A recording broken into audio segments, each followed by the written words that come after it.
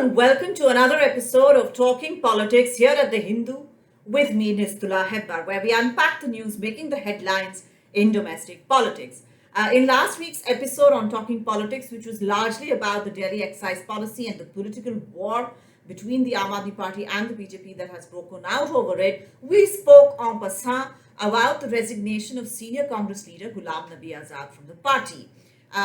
Basically, we did not take it up last week because it looked like it was just another in a series of senior and even young leaders leaving the party, like Jitin Prasada, RPN Singh, Kapil Sibal, et al. It has now become a very common occurrence. It used to be a one-day wonder, even for the Congress, where the party would take the attitude, A, that the leaders were basically opportunists who remained with the party while it was in power and were seeking to leave, seeking greener pastures, because the party was in some difficulty. And paradoxically, that these leaders were anyway not mass leaders and well past their sell-by dates, and therefore their exit was inconsequential.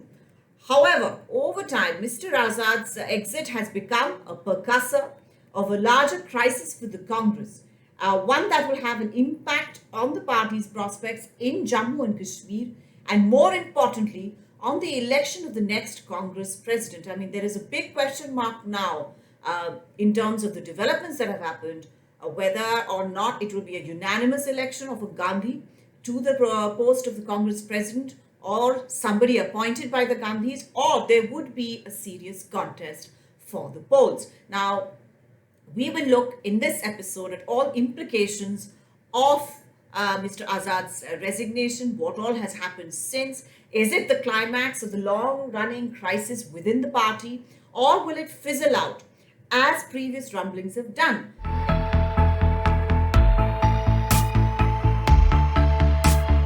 So let's go first to what exactly happened to the build-up of the events that we are talking about. Well, Mr. Ghulam Nabi Azad, who's the former union minister, he's the former chief minister of Jammu and Kashmir, he's former leader of opposition in the Rajya Sabha, and the only AICC general secretary reportedly to have held charge of every state in India for the Congress, quit the party in a blaze of publicity last week and released a bomb of a letter explaining his reasons for quitting and squarely blaming Wayanad MP and former Congress President Rahul Gandhi for finishing all consultative mechanisms within the party. Basically, he accused him of trying to run the party to diktat and breaking all the consultative mechanisms, all the consensus building mechanisms and institutions that were within the Congress from the time before Rahul Gandhi was party president,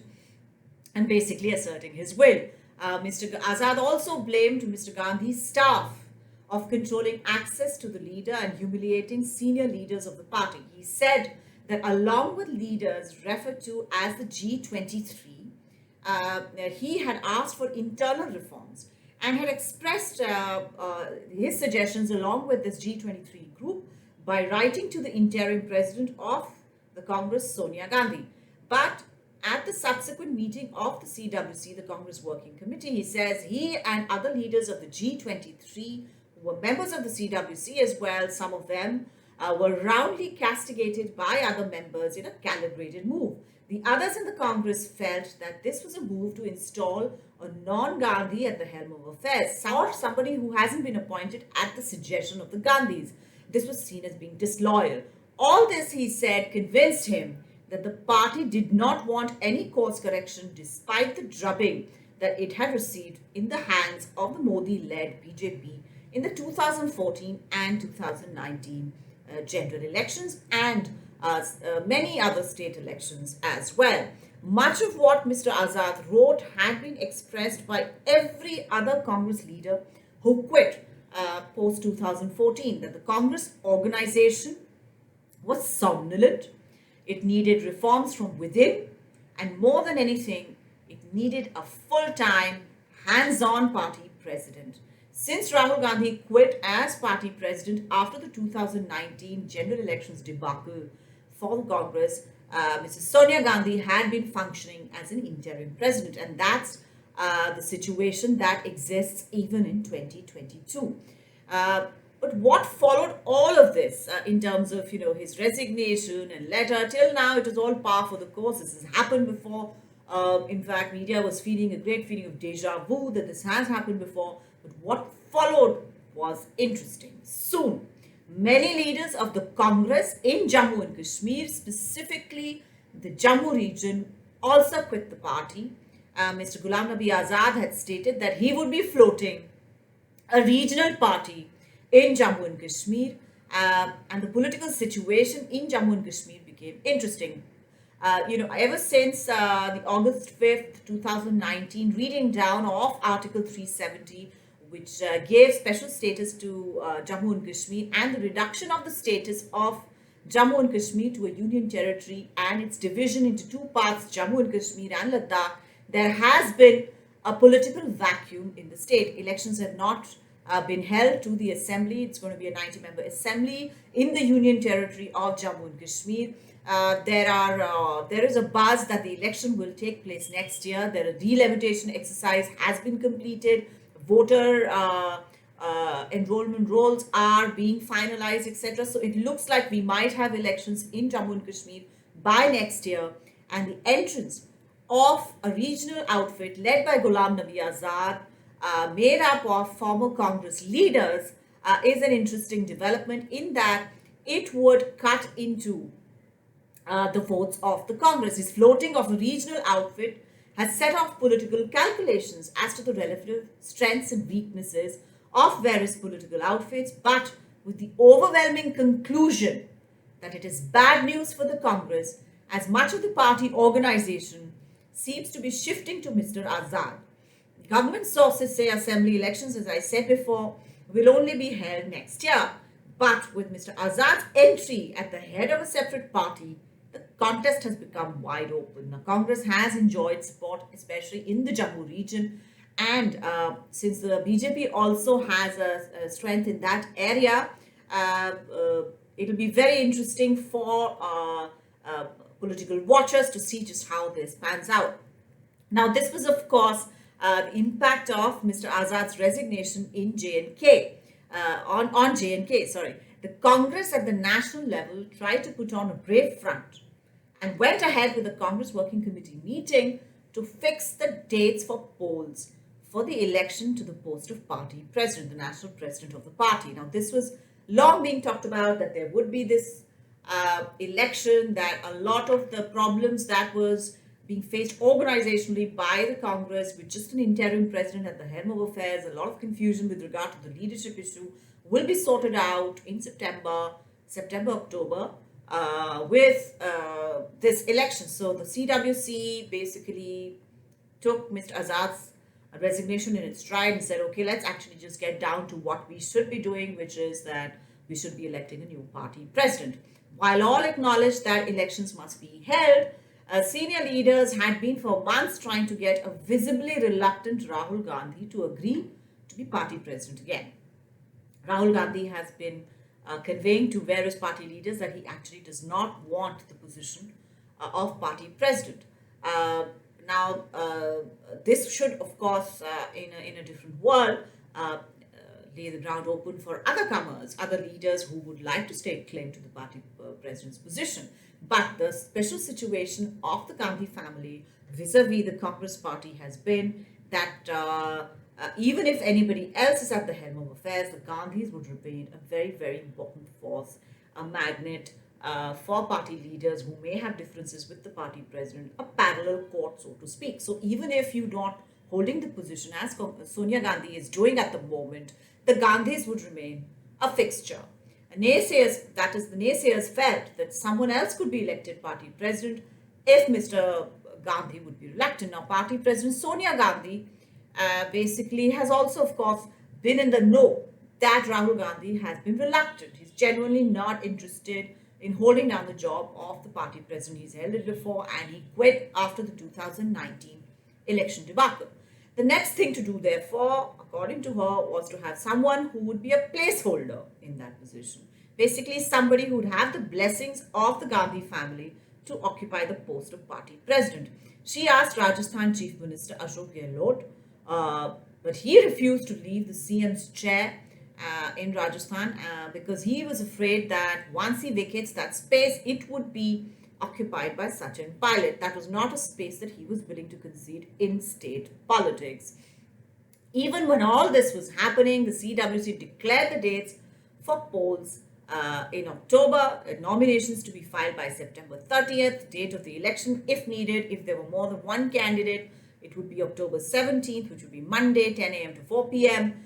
And the date of counting and declaration of results in case of a contest would be October 19th, 2022, 10 a.m. onwards. Now, if there were no other contenders, only one unanimously decided who filed the nomination papers, then I think September 30th would be the day when Congress would get a new party president. At this meeting, where the Congress's the presidential poll dates were being decided, another G23 signee, former Union Minister Anand Sharma, basically raised a few organizational questions. He said, is the party organization prepared for holding the election? How have they prepared the electoral rolls? Who are going to be eligible to vote in the internal polls? Basically, at the district level, at every district is divided into booths, and at the district level, every booth district elects delegates who are then eligible to vote for the next president of the Congress.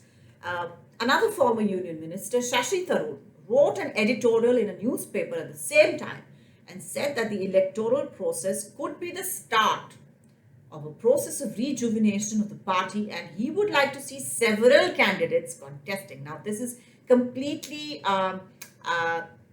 goes against what Gandhi family loyalists wanted. Basically, they wanted to announce the dates, have an electoral college, persuade either Rahul Gandhi to be the only candidate or somebody who had the blessings of the Gandhi family to be the only candidate to be elected and placed in the position of Congress president. But Shashi Tharoor set off the cat among the pigeons. He said he wanted several candidates to contest because that contest would actually then bring out somebody who was keen on the job, who probably had a vision, who would start the process of rejuvenating the party organization, which was in a really bad situation and really needed to pull its act together before the 2024 general election. Now, this was, again, I said, a surprise to Gandhi loyalists who saw the polls as a formalization of either Rahul Gandhi in that post or someone picked by the Gandhis as a placeholder. This editorial split the issue of the elections wide open. This was an open declaration. There was also an extrapolation that Tharoor himself wanted to throw his hat in the ring. He has not said it openly, but he has said that he sticks by whatever he wrote in that editorial in a Malayalam newspaper.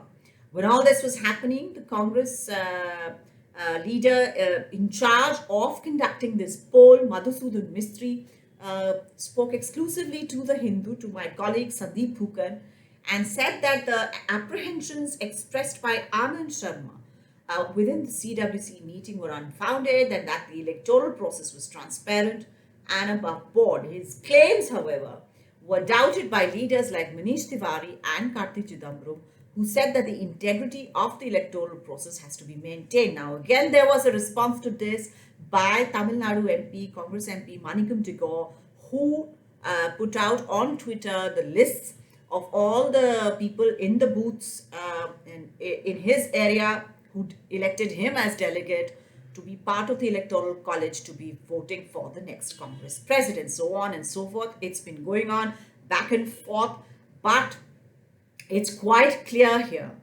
that Ghulam Nabi Azad's exit and Shashi Tharoor throwing his hat in the ring for the polls of party president in the Congress has exposed the splits within the Congress and has announced to the world that the tight grip of the Gandhis on the party organization may still survive this particular challenge, but it could well turn out to be a Pyrrhic victory, a victory that would leave the Congress much diminished. Now, this is a story, Congress's internal processes and organizational push and pull, that we will be revisiting again and again till the matter reaches a denouement, uh, and till India's oldest political party attempts to reform and rejuvenate.